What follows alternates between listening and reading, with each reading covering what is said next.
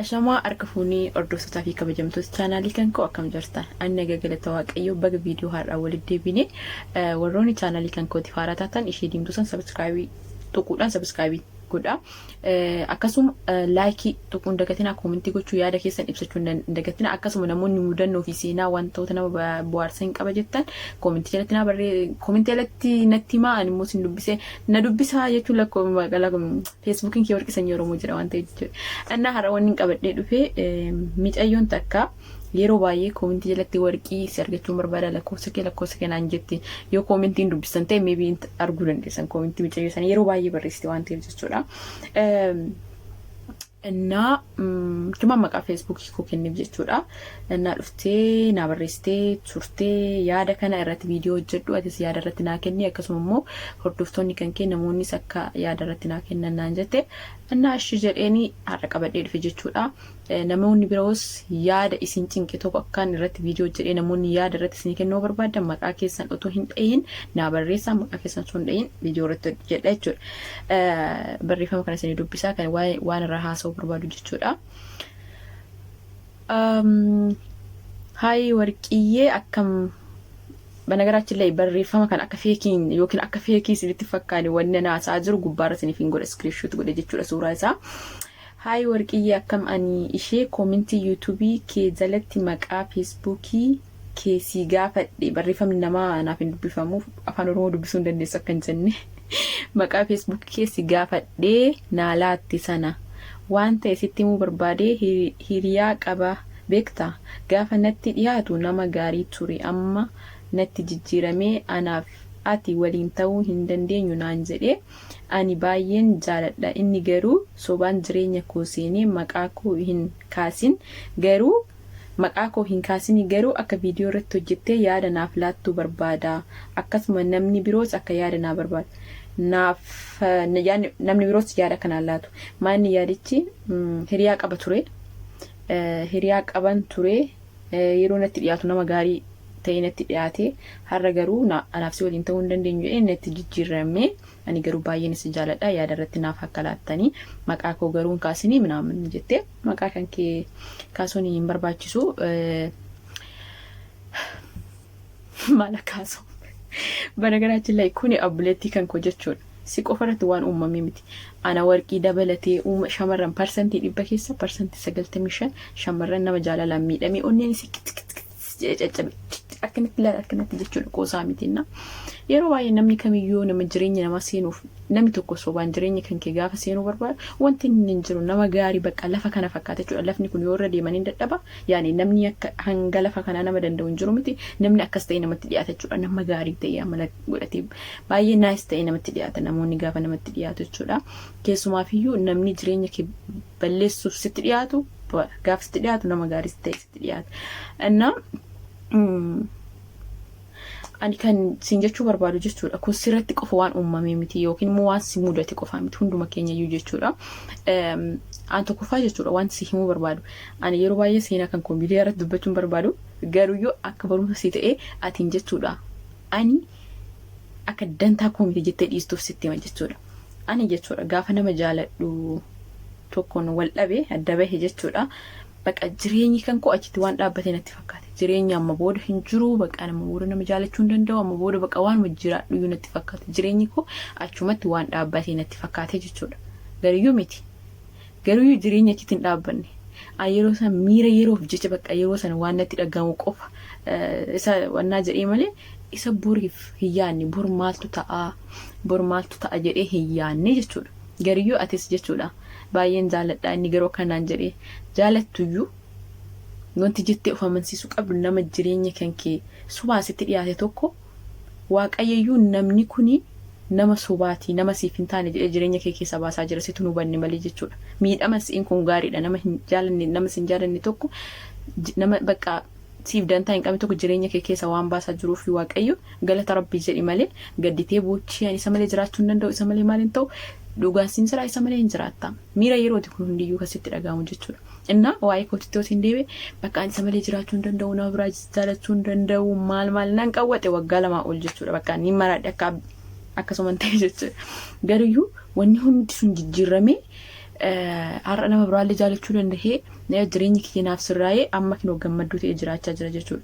Wantiin yeroo san keessa turee fi ta'aa ture sun hundiyyuu dogongora akka ta'e amma yoon of duuba deebi'ee ilaalu qo'e ani eenyuuf jedheen akkas ta'aa ture si malee jiraadhu jechuun hin keeyyuu baay'ee baqachuun of nin gaabba jechuudha jechoota yeroo sana jedhe amma taa'ee yoo ilaalu. Sababni isaa hundiyyuu miira yeroo waan ta'eef jechuudha waan dhiiste of jajjabeessite an nama kana malee jiraachuu hin danda'a. Namni kun erga anaan sobaan natti dhiyaatee har'a sin barbaadu naan jedhe ani of danda'ee jiraachuu hin danda'a. Isa malee akka jiraachuu dandeessu of itti agarsiisuu qabda jechuudha nama kanatti jechuudha. Jabaattee itti of agarsiisuu qabda malee dhiirri jechuudha. Dhiira sin jaalanne tokko dhiira takka sin barbaadu bakka asii wajjin ta'uu hin barbaadu erga sin jedhe nama san kan kee godhachuuf yoo yaalii gochuun kan kee dhugaa sin jedha gatii kan kee of buusuu malee takka dhiirri sin barbaadu jennaan dhumate. Bakka nama sana isa malee jiraachuu akka dandeessu itti agarsiisuudhaan alatti nama sanarraa bakka ani nama kana malee jiraachuu nan danda'a jettee of amansiistee nama sana dhiisuun alatti kan kee godhachuuf yaalii takka hin godhin. Anatu isin gorsa ana waan baay'ee waan argeef jechuudha. Okay? Nama baay'ee jaaladhu kan koo godhachuuf wanti ani hin godhin hin jiru. Baay'ee araarfachuuf just waa'ee kan koo godhachuuf miti just dhiifama akkanaa godhina wajjin haasa'u wanti ani hin godhin hin jiru. Garuu dhiironni jechuudha utuma si wajjin haasa'uu fedhii qabaniyyuu keessi isaaniitiyyuu bakka yuuni gaafa atiin kadhachuu eegaltu bakka dhiifamnaa godhiisi bakka balleessiin jira mana gaafate jettuun asirra si ba'u bakka jechuun bakka gurraa isaanii namni hin danda'u jechuudha. Kun waanuma jiruudha. Dhiironni kadhachuu eegalan jechuudha. Garuyyuu miira kan kee isa bakka akkasi akka keessi godhuu miti bakka namni kanaaf gala yeroo namni tokko keessumaaf iyyuu sin barbaadu anaaf si waliin ta'uu hin dandeenyu sin jedhe jaalala qofa osoo hin taane xiiqii keessa galtee namni kun akkamitti sin barbaadu naan jedhama namni jetti xiiqii keessa galtee xiiqii sin dhiisu waan ta'eef bakka nama san araarfachuu nama san dubbisuu wanta atiin goon hin jiru naaf gara miira sun na dhagahama waan argeef jechuudha. Garuyyuu maal gochuu qabdaa? Ana irraa barumsa akka fudhattuufis sitti jechuudha seenaa kan ka'u. Akkuma isin jedhe kana tasuma nama kana kan kee godhachuuf tasuma hin yaaliin. Bakka siin jedhe miti hin barbaadu jedhee miti. Okay. Rabbi eebbisiiti gadi dhiisi. Haa deemu. Gaafa kaan immootu jechuudha. Gaafa ati ofii kee itti boonuu eegalte akkas jette innumti kun dhufee dhiifama akkasii gaafatu shakkiin qabu. Dhuftee yoo atumti warqii eebeluun kun dhiifamna gaafatee jira jettee atumti natti ni midhaani namaa miti akkas godhi malee jala taasuma takka hin booyinis hin jiran yaadni kiyya kana maaliif an ofii kiyya jala nama jala tokko araarfachuuf jedhee jala boo'ee maal jedhee waa baay'ee ta'e maal ta'e hafe ani of tuffachiisee jechuun isa biratti rakasa jechuudha gatii hin qabne ta'e jechuudha. So maal siin jechuu barbaadeni akka kan koo akka hin taane of jabeessi tasumayyuu kadhachuu hin dhaqin jechuudha. Namni kun waaqayyo galata rabbi jedhe nama sin jaalanne kun jireenya kee keessa baasee nama siif ta'u nama gaarii nama jaalala beeku nama dhugaa asii kunuunfatu waaqayyoon kan keetii nama jedhe siif laachuudhaaf nama sobaan jireenya kee keessa seenee nama gaarii sitti fakkaate har'a naaf si addaan ta'uun saba tokko malee naaf si addaan waliin ta'uu hin dandeenyu siin jedhu kana waaqayyoon nama jireenya keetiif hin taane jireenya kee keessa baasaa jira namni kun siif hin ta'u jedhe jechuudha. Galata rabbii jedhe kan yeroodhaan iyyuu nama siif hin taane nama jireenya kee sobaan seenaa jiru waaqayyo jireenya kee keessa baase galata rabbii jedhe malee akkamitti isa malee jiraachuu hin danda'u waan nan jaaladhamna waan fayyadu kun jechuudha. Dhugaa isin hin jiraati. Anna obboleti kiyyaani kana caalaa wanti isin jedhu tokko hin jiru. Inna nama jireenya nama ani sin barbaadu ani si waliin ta'uu sin barbaadu hin danda'u sin jedhu tokko tasuma kadhachuu hin dhaqin tasuma kadhatte jechuun gatii kan kee gabbuusti jechuun isa biratti rakkas akka ta'aa jirtu bare garuyyuu okay akkasiin barbaadu okay karaa nagaa jettee yoo gaafatti geggeessitu innumti jechuun innumti sin barbaadu sin jedhu kun xiiqii keessa galee maal ta'a deebi'ee akkamitti akkanumatti qallaaletti na qajeelchite jedha. Maaliif beektaa dhiirri tokko shamarran boochisuu barbaadan bakka muudii isaaniitti itti tola shamarran yoo boossee maal si malee jiraachuu hin danda'u mana jetteen itti tola waan ta'eef yaa dhiirri tokko muudii akkasii jaalatan inna maaliif dhiironni tokko dubartiitti taphachuu jaalatan jechuudha akka kuphaatti jechuudha ol fuudhanii sanaafi maal gochuu sinirra jira nama jireenya kee keessa seenee boodammoo ofuma isaa jijjiramee asin barbaadu wajjin ta'uu sin danda'u sin jira takka otoo ilmaan kee takka xabin godhi otoo asin malee jiraachuu hin danda'u jedhin otoo waan takka bakka aktii takka hin agarsiisin okay karaa nagaa jedhi geggeessi of qabiiti jechuudha. Naaf gala miirris keessun garuu of qabiiti jechuudha. Maaliif namuu kanatti dhufee gaafa biraa xiiqii keessa yoo galee akkamitti akkanatti na qajeelchitee dhufee dhiifamu asi gaafatu waan si kadhatuuf jechuudha. Kun haqa jiru yaa inna ableeyyan kiyya arra ani waan haasoo barbaade kanaadha. waa'ee jaalala ganaadha. Ammas nanaasaa torbee viidiyoo biraa irratti illee wanti naasoo baay'eetu jira.